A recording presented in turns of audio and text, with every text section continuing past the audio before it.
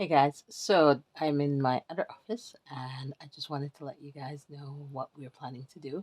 So this video is about how we did it when we went from the north of England to Portugal in 2022.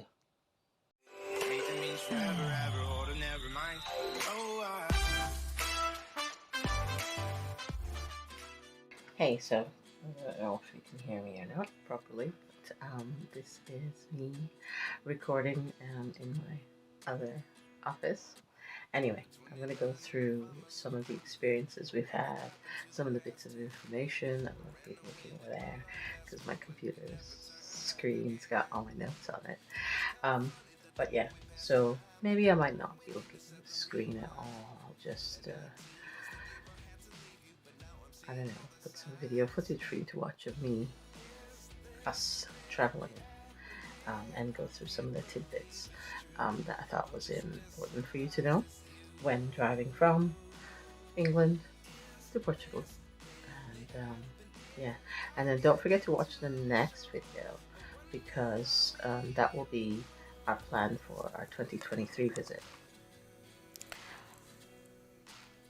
Alright, so what you're seeing now is just some video footage of us driving down from north of England to Portugal. So this is the beginning of the trip. I just put in some videos so you would not have to stare at my face. But anyway, so I also needed input from the hubby because he was the one driving, not me. I don't drive. Anyway, so it was 2 adults, 3 teenagers, and 1 dog.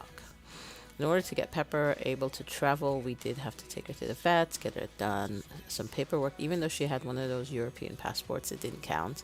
She needed to go and get these bits of papers to confirm she's had all her shots and what shots she has had and that she is ready to travel. So it was 2 copies and we had to leave one with the vets here, and then when he went across and came back, we had to get another vet on the other side to confirm she had her medication and then was fit to travel again. And going through France with Pepper was pretty simple.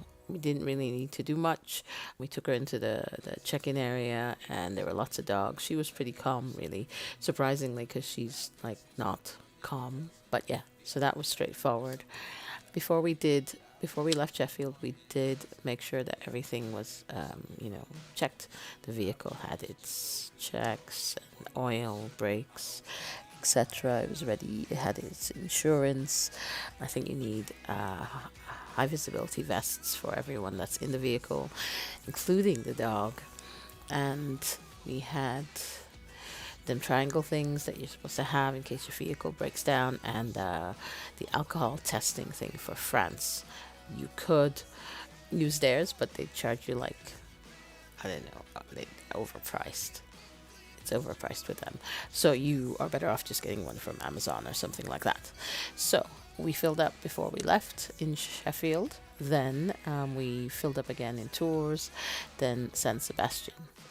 It was 9 hours from Calais to Bordeaux, 8 hours Bordeaux to Salamanca, and 4 hours from Salamanca to the actual villa that we were staying. We left on the Friday and we got to the villa on the Monday. It was a very beautiful drive. We did make lots of stops because obviously we got dogs and teenagers. Lots of coffee, lots of toilet breaks, lots of doggy breaks. Expense wise, it was expensive, as at the time it was £2 a litre of diesel. We were driving a Mitsubishi Outlander 40 mpg, a don't speak car. That's what my husband said. It had a roof box and, like I said, 2 adults, 3 kids and a dog. So yeah, that was the basics of the car. As for the trip, I think if you wanted to go this way, driving, you could do. And I think there are other options. You can take a ferry. You don't have to go through the Eurotunnel. You can take the ferry. There's a cruise ship ferry, Eurotunnel.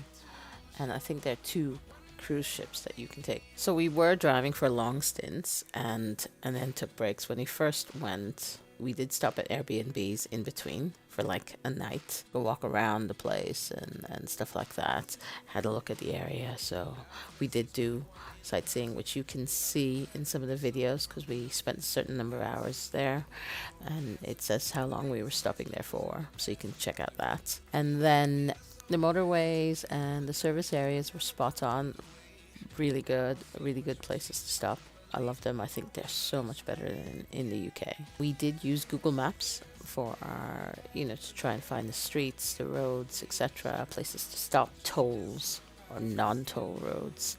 So we did use that. I think it was actually more expensive for petrol when we were in Spain than France and Portugal.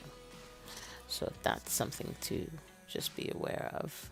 Let me see. As for food, it was kind of difficult. I think you got snack foods, and when you did go to some of the places, it could be really busy because I think everyone stopped at the same time for breaks, lunchtime, but people were nice. The food was lovely. If you don't like crowds, maybe don't stop at that time. But I can't see it being any different because as we were driving and we were seeing all these stopping places or whatever you call them, side thingies. Anyway, they were always busy. They were never empty. I think the only empty ones were the ones without a food place or a shop. And they were nice. I like them. Just sitting in the woods, a toilet, and the toilets are always clean. Oh, it's so unbelievable. I suppose I'm just so used to, in the UK, it not being very clean and disgusting and wanting to go in and out as quickly as possible, whereas in Europe it was so clean. Anyway, so those are a few of the things that I wanted to share with you in regards to our previous trip. We will be making another video talking about our plans for this trip for 2023, so keep an eye out for that. And I hope you enjoyed it. Please like, subscribe, and check out some of the other videos of when we stopped in some of those lovely, beautiful places. Tell me pretty lies, look me in the face, tell me that you love me.